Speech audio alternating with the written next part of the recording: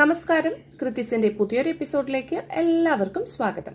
അപ്പോൾ ഇന്നത്തെ എപ്പിസോഡിൽ നമ്മൾ കാണിക്കാൻ പോകുന്നത് വളരെ എളുപ്പത്തിൽ ഉണ്ടാക്കാൻ പറ്റുന്ന ഒരു ബ്രേക്ക്ഫാസ്റ്റ് ഐറ്റം, അല്ലാന്നുണ്ടെങ്കിൽ ഒരു ഡിന്നർ ഐറ്റം. അതാണ് നമ്മൾ ഇന്ന് കാണിക്കാൻ പോകുന്നത്. പെട്ടെന്ന് ഉണ്ടാക്കാം, ഒരു അരമണിക്കൂർ മാത്രമേ എടുക്കുള്ളൂ.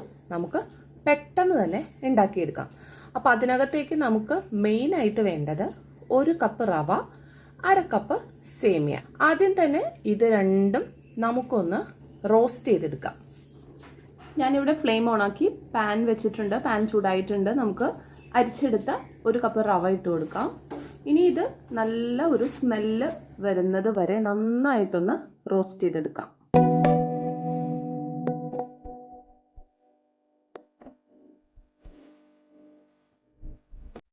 റവ നന്നായിട്ട് റോസ്റ്റായി വന്നിട്ടുണ്ട്. ഒരു നല്ല സ്മെല്ലൊക്കെ വരുന്നുണ്ട്. അതാണ് അതിൻ്റെ ഒരു പാകം.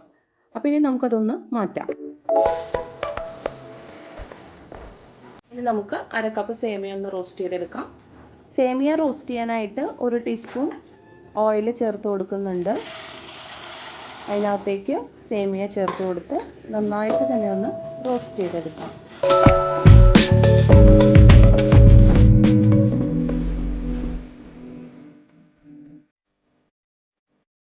സേമിയ ഇവിടെ നന്നായിട്ട് റോസ്റ്റായി കിട്ടിയിട്ടുണ്ട്. ഇതും കൂടി നമുക്ക് അതിൻ്റെ കൂടെ ഇട്ട് കൊടുക്കാം.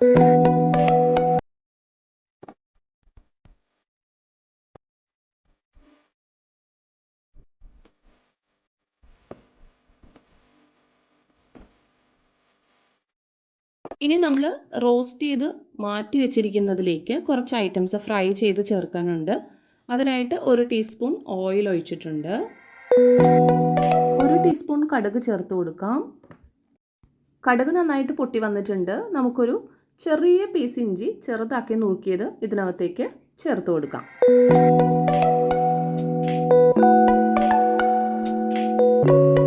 ഒരു പച്ചമുളക് ചെറുതാക്കി നുറുക്കിയതും കൂടെ ചേർത്ത് കൊടുക്കുകയാണ്. ഇനി ഇതിലേക്ക് കുറച്ച് കറിവേപ്പില ചെറുതാക്കി നുറുക്കി ചേർത്തിട്ടുണ്ട്. ഇതെല്ലാം കൂടെ ചേർത്തിട്ട് നന്നായിട്ടൊന്ന് സോട്ട് ചെയ്തെടുക്കുക. ഇനി ഇതിനകത്തേക്ക് വേണ്ടത് ഒരു 1/4 ടീസ്പൂൺ കായമാണ്. ഇതിലേക്ക് ഞാൻ കുറച്ച് ഉഴുന്ന് ചേർത്ത് കൊടുക്കുന്നുണ്ട് കേട്ടോ. നേരത്തെ ചേർത്ത് കൊടുക്കാൻ ഞാൻ വിട്ടുപോയതാണ്.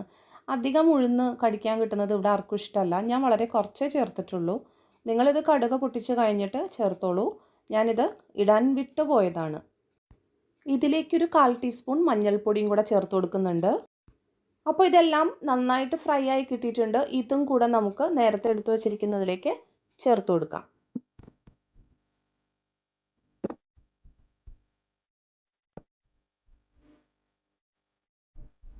ഇനി ഇതിനകത്തേക്ക് ചേർത്ത് കൊടുക്കേണ്ടത് ഒരു 2 ടീസ്പൂണോളം മല്ലിയിലയാണ്. മല്ലിയിലയും കൂടെ ഇതിനകത്തേക്ക് വരുമ്പോഴേക്കും ഒരു നല്ല ഫ്ലേവർ കിട്ടും. പക്ഷേ മല്ലിയിലയുടെ ഫ്ലേവർ ഇഷ്ടമല്ലാത്തവർക്ക് ഈ സ്റ്റെപ്പ് അവോയ്ഡ് ചെയ്യാം. ഇനി ചേർത്ത് കൊടുക്കുന്നത് 2 ടേബിൾ സ്പൂൺ ക്യാരറ്റ് ഗ്രേറ്റ് ചെയ്തതാണ്. നമ്മുടെ കുട്ടികൾക്കൊക്കെ പച്ചക്കറിയൊക്കെ കഴിക്കാൻ നല്ല മടിയായിരിക്കും. അപ്പോൾ ഇങ്ങനെയൊക്കെ കൊടുത്തു കഴിഞ്ഞാൽ അവർ അറിയാതെ തന്നെ ഇതൊക്കെ കഴിച്ചു പൊക്കോളും. വേണമെങ്കിൽ നിങ്ങൾക്ക് കുറച്ച് ബീൻസും കൂടെ ഒക്കെ ചേർക്കാം കേട്ടോ. പക്ഷെ വല്ലാണ്ട് അങ്ങോട്ട് കൂടരുത്. കാരണം അങ്ങനെ ആയിട്ടുണ്ടെങ്കിൽ കുട്ടികൾ അതൊക്കെ പെറുക്കി കളഞ്ഞിട്ട് പിന്നെ നമ്മൾ ഉദ്ദേശിക്കുന്ന ഫലമൊന്നും അതിൽ നിന്ന് കിട്ടാണ്ടാവും. ഇനി റവ എടുത്ത അതേ അളവിൽ നല്ല കട്ട തൈരാണ് വേണ്ടത്. പുളിയില്ലാത്ത കട്ട തൈരാണ് ഞാൻ എടുത്തിരിക്കുന്നത്. ഇനി ഇതെല്ലാം കൂടെ നന്നായിട്ടൊന്ന് മിക്സ് ചെയ്തെടുക്കാം. ഇതിനകത്തേക്ക് ആവശ്യത്തിന് ഉപ്പും കൂടെ ചേർത്ത് കൊടുത്തിട്ടുണ്ട്. നന്നായിട്ട് തന്നെ മിക്സ് ചെയ്തെടുത്തിട്ടുണ്ട്. ഇപ്പോൾ അത് നന്നായിട്ട് തിക്കായിട്ടാണ് ഇരിക്കുന്നത്. അപ്പോൾ അതിനകത്തേക്ക് 1/2 കപ്പ് വെള്ളം ചേർത്ത് ഒന്നുകൂടെ നമുക്ക് മിക്സ് ചെയ്തെടുക്കാം. ഈ 1/2 കപ്പ് വെള്ളം മതിയാവില്ല കേട്ടോ. എനിക്കിവിടെ ടോട്ടൽ 1/4 കപ്പ് വെള്ളമാണ് ആവശ്യമായിട്ട് വന്നത്. നമ്മൾ പക്ഷേ ആദ്യം തന്നെ അധികം വെള്ളം ഒഴിക്കാതെ കുറേശ്ശെ വെള്ളം ഒഴിച്ചിട്ട് പാകമാക്കുകയാണ് നല്ലത്. കാരണം ഇതിൻ്റെ കൺസിസ്റ്റൻസി മാറിപ്പോയി കഴിഞ്ഞാൽ നമുക്ക് ഉണ്ടാക്കുമ്പോൾ ഇഡ്ഡലി ഒന്നും പെർഫെക്റ്റ് ആയിട്ട് കിട്ടില്ല. അതുപോലെ തന്നെ നമ്മൾ ഓരോരുത്തരും ഉപയോഗിക്കുന്ന റവയ്ക്കനുസരിച്ച് വെള്ളത്തിൻ്റെ അളവ് വ്യത്യാസപ്പെട്ടിരിക്കും. നമ്മളപ്പോൾ കുറേശ്ശെ ഒഴിച്ചു കൊടുത്തിട്ട് വേണമെങ്കിൽ മാത്രം ചേർത്ത് കൊടുത്ത് റെഡിയാക്കി എടുക്കുക. നന്നായി മിക്സ് ചെയ്തെടുത്തിട്ടുണ്ട്. 20 മിനിറ്റ് ഇത് റെസ്റ്റ് ചെയ്യാൻ വിടാം. 20 മിനിറ്റ് ആയിട്ടുണ്ട്. നമുക്കിതൊന്ന് തുറന്ന് നോക്കാം. ആ വെള്ളമൊക്കെ നന്നായിട്ട് അബ്സോർബ്ഡ് ആയിട്ടുണ്ട്. ഇതിനകത്ത് കുറച്ച് വെള്ളത്തിൻ്റെ കുറവ് കാണുന്നുണ്ട്. ഞാൻ കുറച്ച് വെള്ളം കൂടെ ചേർത്ത് കൊടുക്കുകയാണ്. മൊത്തത്തിൽ ഒരു 3/4 കപ്പ് വെള്ളമാണ് ഞാൻ ചേർത്ത് കൊടുത്തത്. അപ്പോൾ ഞാൻ വെള്ളമൊക്കെ ചേർത്ത് നന്നായിട്ടൊന്ന് മിക്സ് ചെയ്തെടുത്തു. ഇതാണ് നമ്മുടെ മാവിൻ്റെ കൺസിസ്റ്റൻസി എന്ന് പറയുന്നത്. ഇനി ഇതിനകത്തേക്ക് 1/4 ടീസ്പൂൺ ബേക്കിംഗ് സോഡ ചേർത്ത് കൊടുക്കാം. ബേക്കിംഗ് സോഡ ഇല്ലെങ്കിൽ ഈനോ ചേർത്താലും മതി. ഈനോ ആണെങ്കിൽ 1 ടീസ്പൂൺ ചേർത്ത് കൊടുക്കുക. ഇനി ഈ ബേക്കിംഗ് സോഡ ചേർത്തിട്ട് നന്നായിട്ട് തന്നെ ഒന്ന് ഇളക്കി യോജിപ്പിച്ചെടുക്കാം. ഇഡലിത്തട്ടിലേക്ക് കുറച്ച് എണ്ണ പുരട്ടി വെക്കുകയാണ്. ഇനി നമുക്ക് മാവ് ഒഴിച്ചു കൊടുക്കാം.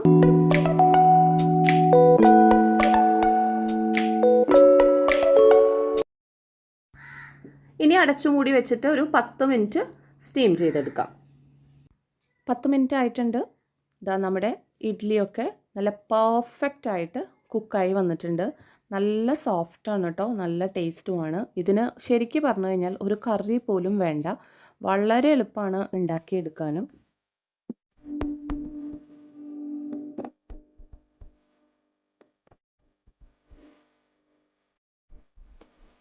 അപ്പോൾ നമ്മുടെ സേമിയ ഇഡ്ഡലി ഇവിടെ റെഡി ആയിട്ടുണ്ട്. വളരെ സോഫ്റ്റാണ്, ഉണ്ടാക്കാനും വളരെ എളുപ്പമാണ്. എല്ലാ ദിവസവും നമ്മൾ സാധാരണ രീതിയിലുള്ള ഇഡ്ഡലിയൊക്കെ കഴിച്ച് മടുത്തിട്ടുണ്ടാവും. അപ്പോൾ ഇങ്ങനെ ഒന്ന് ട്രൈ ചെയ്ത് നോക്കൂ. കുട്ടികളും ഒക്കെ കഴിച്ചോളും. ഇതിന് പ്രത്യേകിച്ച് കറിയുടെ ഒന്നും ആവശ്യമില്ല. അപ്പോൾ നിങ്ങൾ ഇതുവരെ ട്രൈ ചെയ്തിട്ടില്ലെങ്കിൽ ഒരു തവണ ട്രൈ ചെയ്തോളൂ. എളുപ്പത്തിൽ ഉണ്ടാക്കാം. ജോലിക്കൊക്കെ പോണ അമ്മമാർക്കൊക്കെ വളരെ എളുപ്പമാണ് ഇത് ഉണ്ടാക്കാനായിട്ട്.